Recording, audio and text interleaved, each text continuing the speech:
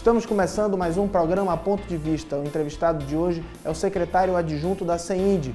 E como hoje é dia do índio, nada melhor do que trazer ele, José Mário Mura, que vai falar sobre a situação do indígena no nosso estado. E ao final do programa teremos a música da banda Marian, Puranga Pituna Cariua, traduzindo para vocês em Engatu, boa noite, homem branco. E com isso começamos mais um programa Ponto de Vista. Pode entrar, que aqui você é bem-vindo.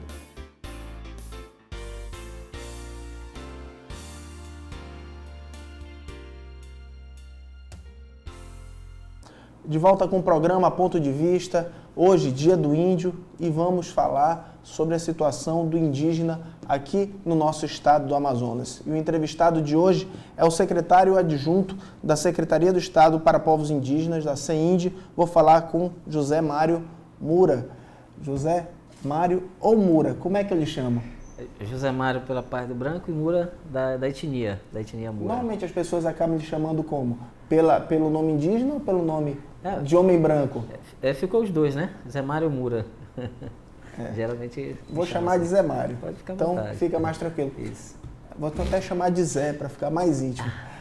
Mas vamos lá. Ô Zé, vamos falar um pouquinho da secretaria. Em 2009 ela foi criada e muitas pessoas diziam não há necessidade, no Amazonas, que é uma terra que tem bastante população indígena, nós não vamos criar uma secretaria dessa. E, inclusive, depois dessa discussão, vários deputados disseram, não, mas há uma necessidade imensa da criação dessa secretaria e você foi chamado para ser o secretário adjunto. O que é que você acha do trabalho e para onde esse trabalho da secretaria e do secretário pode chegar aqui no Amazonas? Na verdade, da importância da secretaria é porque nós não tínhamos uma representação a nível de Estado para as populações indígenas, né? As políticas públicas para as comunidades indígenas ficavam muito nas secretarias, nas diversas secretarias que a gente tem, né? Então, a secretaria veio para acoplar todas essas políticas públicas e articular para o governo do Estado junto às comunidades indígenas, né? Daí a importância da secretaria. E aí você falou dos grupos que não queriam que a secretaria surgisse. Que fosse cuidada, né? Porque assim, você sabe, sempre tem a oposição, né? Tanto de qualquer grupo, de qualquer, qualquer questão que tem na vida pública, você sempre tem oposição. E com a questão indígena não foi diferente, né? Assim, eu penso que você acaba tirando de algumas responsabilidades, colocando apenas em uma, e você acaba tirando o brilho de algumas secretarias, né? E aí a Secretaria de Estado veio sendo pleiteada há mais de 10 anos aí pelo movimento indígena, né? Que foi criada a FEP antes da Secretaria. Mas assim, eu não sei de fato, assim, não consigo compreender o medo do porquê, não, a criação da Secretaria.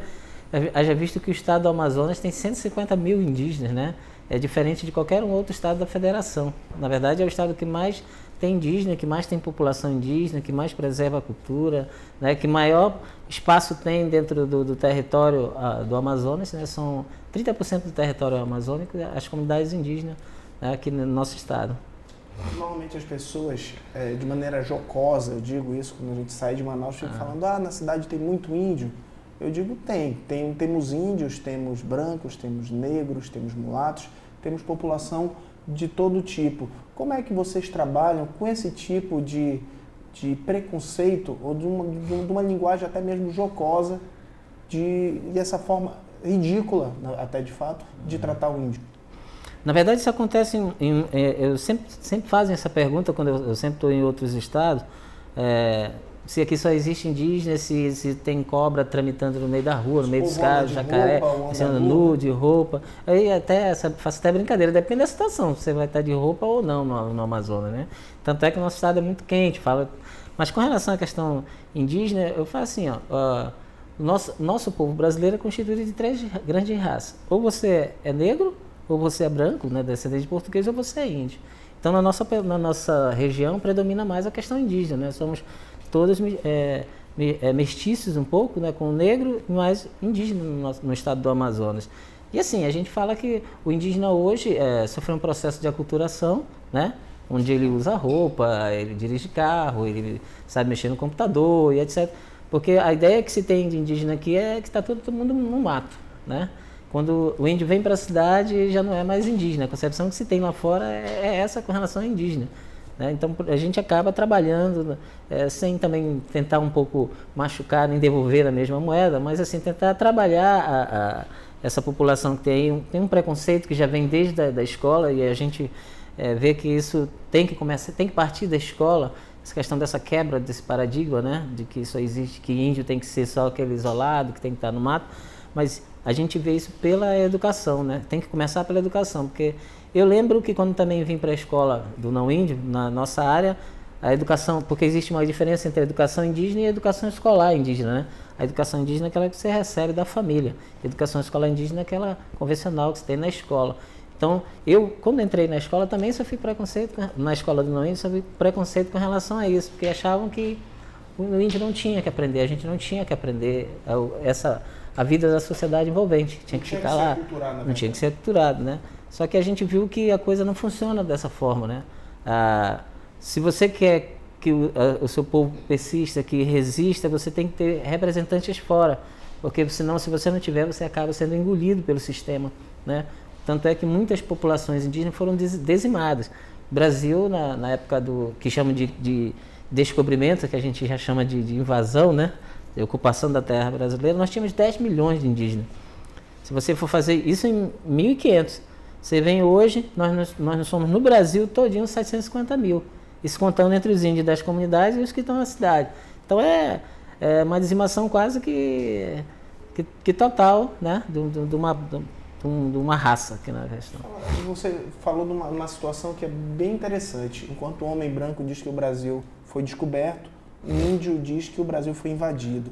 Como é que se dá essa relação para você que que é índio, mas tem um nome branco, um aculturamento também aqui na nossa cidade? Na verdade, a gente essa história de invasão, a gente hoje presencia, né, alguns países que têm mais recurso econômico acabam invadindo outros países, né, e dizem que lá se descobriu a democracia, que lá vão se instalar tal coisa. No Brasil talvez não tenha sido muito diferente, porque você descobre um local onde não tem ninguém. Quando já tem gente lá habitando, você não descobriu, você apenas dominou aquele grupo que estava lá. Então foi a política da dominação, né? Aquela velha história do espelho, né? Trocar ouro por espelho. Só houve, na verdade, uma abertura para os outros povos. Exatamente.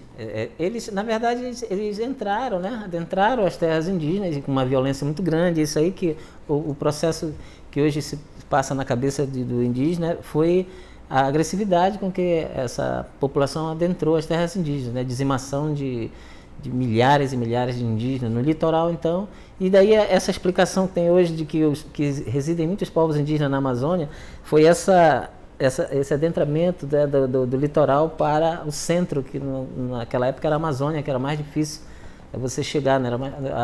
O acesso era muito complicado, só por barco, e as naus não conseguiam entrar nos rios, né? Então, assim, por isso hoje dá a explicação de que hoje tem muito indígena na Amazônia. Mas para nós, assim, foi um processo de invasão mesmo. Não? Volto já com o programa Ponto de Vista.